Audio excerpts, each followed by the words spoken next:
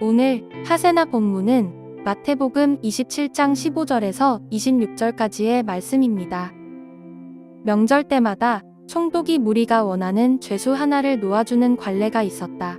그런데 그때에 예수 바라바라고 하는 소문난 죄수가 있었다. 무리가 모였을 때에 빌라도가 그들에게 말하였다. 여러분은 내가 누구를 놓아주기를 바라오? 바라바 예수요? 그리스도라고 하는 예수요? 빌라도는 그들이 시기하여 예수를 넘겨주었음을 알았던 것이다. 빌라도가 재판석에 앉아 있을 때에 그의 아내가 사람을 보내어 말을 전하였다. 당신은 그 옳은 사람에게 아무 관여도 하지 마세요. 지난 밤 꿈에 내가 그 사람 때문에 몹시 괴로웠어요. 그러나 대제사장들과 장로들은 무리를 구슬러서 바라바를 놓아달라고 하고 예수를 죽이라고 요청하게 하였다. 총독이 그들에게 물었다. 이 두 사람 가운데서 누구를 놓아주기를 바라오? 그들이 말하였다. 바라바요. 그때에 빌라도가 그들에게 말하였다. 그러면 그리스도라고 하는 예수는 나더러 어떻게 하라는 거요? 그들이 모두 말하였다. 그를 십자가에 못 박으시오. 빌라도가 말하였다. 정말 이 사람이 무슨 나쁜 일을 하였소? 사람들이 더욱 큰 소리로 외쳤다. 십자가에 못 박으시오. 빌라도는 자기로서는 어찌할 도리가 없다는 것과 또 밀란이 일어나려는 것을 보고 물을 가져다가 무리 앞에서 손을 씻고 말하였다. 나는 이 사람의 피에 대하여 책임이 없으니 여러분이 알아서 하시오. 그러자 온 백성이 대답하였다. 그 사람의 피를 우리와 우리 자손에게 돌리시오.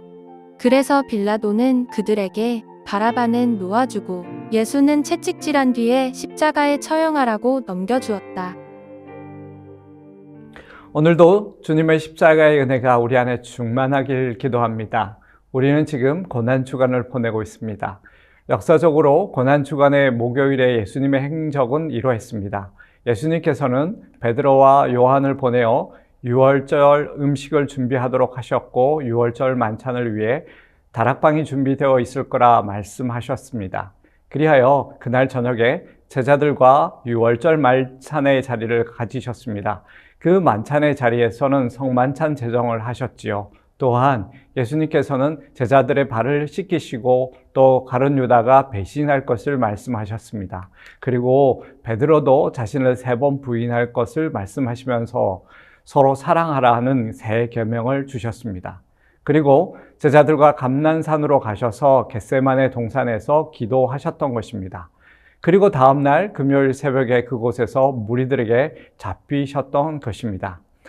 오늘 본문인 빌라도 총독의 신문은 금요일 아침에 있었던 사건입니다. 빌라도는 예수를 놓아주고자 하는 마음이 있었습니다. 빌라도의 아내의 요구도 있었고 또 관습에 따라 명절이 되면 죄수 한 사람을 사면해 주는 제도를 이용하여 예수님을 풀어주려는 마음도 있었습니다. 그래서 바라바와 예수 둘 중 어떤 사람을 풀어주면 좋겠는지 물었던 것입니다. 그런데 흥미로운 것은 빌라도 총독이 선택하고 말한 바라바의 이름도 예수였습니다. 그래서 빌라도는 어느 예수냐라고 사람들에게 물었던 것이죠. 강도짓을 하고 사람을 살인한 예수냐? 아니면 그래도 너희를 고쳐주고 사람들에게 선한 일을 한 예수냐? 선택하라고 했던 것입니다. 그러나 대제사장들과 장로들은 무리들을 선동하여 바라바를 선택하도록 하였고 예수를 십자가에 죽이라고 했던 것입니다. 예수를 놓아주면 총독은 로마 황제의 충신도 아니고 로마 황제의 반역자가 되는 것이라는 협박도 했습니다. 결국 유대인들의 악한 소리가 승리하였습니다. 빌라도는 대제사장과 무리들의 요구에 마음과 생각이 흔들렸습니다. 혹시나 밀란이 일어나면 어떻게 하나 그런 걱정에 그의 마음에 있었기 때문입니다. 사실 그는 밀란을 두려워했습니다. 밀란이 일어나면 총독인 자신이 그 책임을 져야 했기 때문이죠. 그렇기에 빌라도는 자기가 판단하기에 죄가 없는 사람이지만 이 한 사람을 죽여 유대인들의 지도자와 또 군중들의 마음을 사는 것이 훨씬 자신의 정치적으로도 도움이 될 것이라 생각을 했던 것입니다. 그래서 그와 같은 결정을 한 것이죠. 총독으로서의 정치적 생명, 결국 그도 이 총독직을 잘 수행하여 로마의 중앙으로 진출하고자 하는 마음이 있었기 때문입니다. 그리고는 자신은 죄가 없다고 손을 씻었습니다. 예수님의 죽음의 책임을 유대인들에게 전가한 것입니다. 그런데 여러분, 손을 씻었다고 정말 죄가 없는 것일까요? 빌라도는 재판장입니다. 재판장으로 바른 판결을 하지 않는 것도 죄입니다.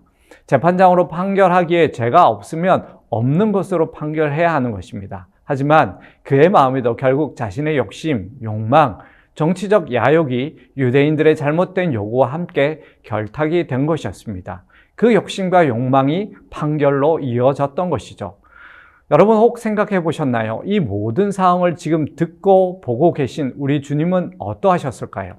당신의 죄 없음을 억울해하거나 죄 없음을 주장하는 말은 조금도 하지 않으셨습니다.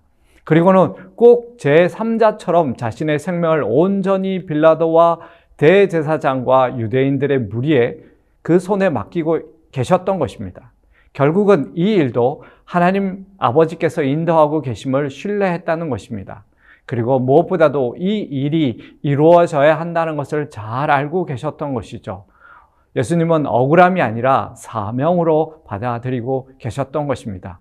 이렇게 아무런 죄가 없으셨던 예수님은 유대인들에게는 가장 큰 죄악인 신성모독죄로 로마에게는 정치적 반역자라는 가장 큰 죄인으로 넘겨져 고초와 신문을 당하고 십자가 처형으로 넘겨진 것입니다.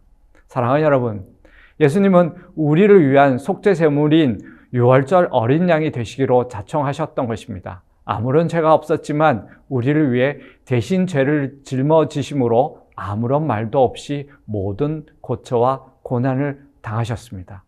이제 우리가 그 피를 힘입어 하나님 앞에 서 있음을 오늘도 감사하는 하루가 되기를 소망합니다.